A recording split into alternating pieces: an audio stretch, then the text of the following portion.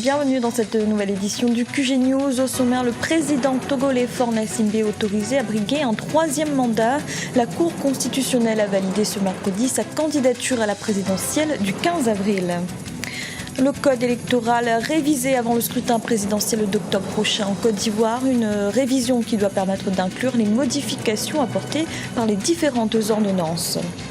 Et le dernier emprunt obligataire du Rwanda, largement souscrit, les actions du marché primaire notamment ont été très prisées.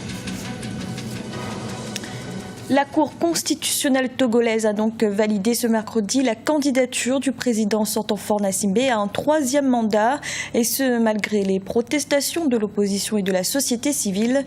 Le chef de l'État fait ainsi officiellement partie des candidats en lice pour la présidentielle du 15 avril prochain. Kekelia Feto.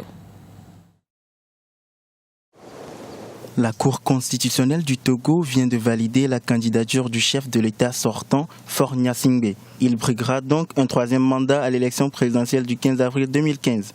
Une candidature qui ne cesse de susciter des remous au sein de la classe politique du pays.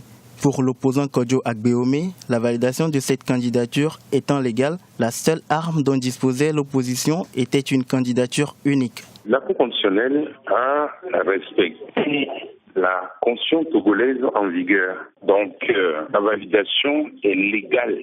Maintenant, l'opposition qui, en tout cas, est hostile, si vous voulez, à un troisième mandat de Faure, avec une seule solution, c'est de s'unir derrière un seul candidat adossé à un programme rigoureux, sérieux, pour lui barrer la route. Mais elle est disée. Je crois quand même que tout observateur sérieux ne peut que constater de toute façon les dégâts à l'arrivée. Pour le parti au pouvoir, la Cour constitutionnelle n'a fait qu'appliquer la Constitution en vigueur qui ne prévoit aucune limitation de mandat présidentiel. Les élections au Togo, n'importe quel endroit du monde, toujours doivent se situer dans le cadre d'une échéance démocratique et républicaine et respecter intégralement le cadre légal, le cadre électoral, à savoir les dispositions de la Constitution, le code électoral et les textes réglementaires qui régissent les élections. À partir du moment où au Togo, c'est ce cadre légal, à savoir la Constitution en vigueur, le code électoral en vigueur et les textes réglementaires en vigueur qui sont appliqués, je ne vois pas pourquoi nous devions nous mettre à commenter cette application, y compris la décision de la Cour constitutionnelle validant la liste des candidats à l'élection présidentielle du 15 avril 2015. Le président Gnassingbé et Adema, prédécesseur et père de l'actuel président, avaient en 2002 modifié la constitution togolaise. Depuis lors, il n'y a plus de limitation de mandat présidentiel au Togo. Un projet de loi visant à limiter le nombre de mandats présidentiels avait été rejeté en juin 2014 par le Parlement où le parti au pouvoir est majoritaire. Après la Centrafrique, la délégation du Conseil de sécurité des Nations Unies est en visite depuis ce vendredi au Burundi. L'occasion d'inciter les autorités à garantir l'organisation d'élections générales crédibles et sécurisées, mais aussi un processus électoral inclusif qui permette aux candidats de l'opposition de concourir librement. En Côte d'Ivoire, à 7 mois de l'élection présidentielle prévue en octobre prochain, le gouvernement ivoirien a adopté un projet de loi modifiant le code électoral. Au total, 16 articles seront concernés, notamment ceux sur les pièces à fournir et les conditions de vote. Le texte doit à présent être soumis à l'Assemblée nationale pour examen et adoption. Aminata Diak. Le code électoral ivoirien de 2000 sera révisé à quelques mois de la présidentielle. Une quinzaine de lois et textes réglementaires sont concernés selon les autorités qui se sont exprimées ce mercredi 11 mars sur le projet. Les textes feront ainsi l'objet de modifications après leur adoption par l'Assemblée nationale qui recevra dans les jours à venir le projet de loi adopté par le gouvernement. Pour son porte-parole Bruno Koné, il s'agit d'apporter des modifications pragmatiques afin de permettre aux élections de bien se dérouler. Il s'agit d'inclure ces différentes ordonnances et accords dans le nouveau code électoral. Ces éléments vont permettre aux électeurs d'avoir la possibilité de voter dans un lieu autre que celui de leur bureau de vote. Des dispositions sont prises pour éviter qu'un électeur puisse voter plusieurs fois selon les nouvelles mesures. Pour certains analystes, la révision du code électoral reste une opération technique qui ne revêt pas de véritables enjeux. Il s'agit d'une simple opération technique visant à adapter certains articles et à rendre légal des pratiques qui avaient eu cours sur la base des dispositions exceptionnelles liées à l'article 48 de la Constitution. Le code électoral n'avait pas été régulièrement et normalement modifié, mais sur la base des accords, des décisions présidentielles et des ordonnances ont été prises sur la base de l'article 48 de la Constitution par l'ancien président. Mais l'opposition estime que c'est un enjeu important et récuse le mode opératoire, même si il s'agit d'intégrer des dispositions qui existaient déjà. Le code électoral a connu divers ajustements en raison du contexte de crise qui caractérisait le cycle électoral passé. Pour la Commission électorale indépendante, il est nécessaire qu'il soit revu et adapté pour les prochains scrutins. L'élection présidentielle en Côte d'Ivoire aura lieu au mois d'octobre de cette année. En Algérie, la majorité connaît actuellement des luttes internes. Le président Abdelaziz Bouteflika aurait même été sur le point de procéder à des changements et des permutations touchant des postes stratégiques, civils et militaires en février dernier. Des tensions qui s'intensifient à l'approche de la révision de la Constitution. Grazela Tchakonte.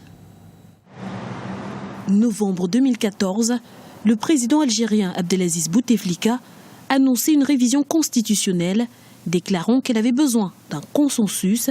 Mais de quel consensus s'agit-il? C'est là l'objet de la discorde.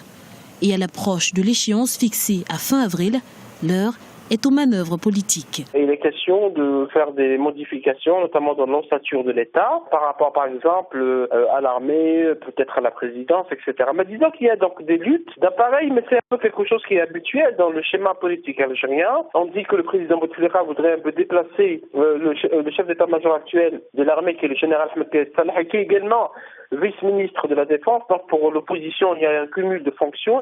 La révision de la Constitution devrait donner lieu à une nouvelle architecture institutionnelle en Algérie.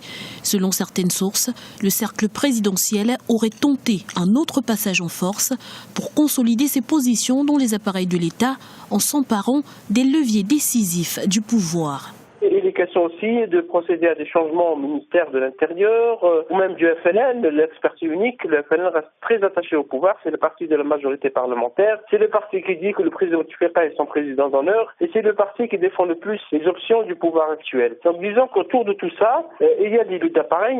Près de 4 ans après son annonce par le président Bouteflika, le projet de révision constitutionnelle piétine faute de consensus au sommet de l'État. Les multiples tentatives de l'opposition pour dépasser la crise du système semblent se heurter aux nombreuses dissensions entre tenants du pouvoir. Dans l'actualité également, l'Égypte accueille ce vendredi une conférence internationale de 3 jours sur son développement économique et ce avec l'objectif d'attirer les investisseurs étrangers. 80 pays, une vingtaine d'organisations internationales sont attendus pour cet événement qui a également une dimension politique et diplomatique. Au Rwanda, le gouvernement a émis un emprunt obligataire de 15 milliards de francs rwandais sur 3 ans le 25 février dernier. Environ 2 semaines après cette émission, l'opération était souscrite à 100% et les grandes firmes se sont arrachées les plus importantes actions au niveau du marché primaire. Un reportage de notre correspondant Oliva Djakota. Dynamiser le marché boursier au Rwanda pour une économie performante, c'est le vœu des autorités de ce pays. Elles ont décidé depuis l'an dernier d'émettre par trimestre des obligations.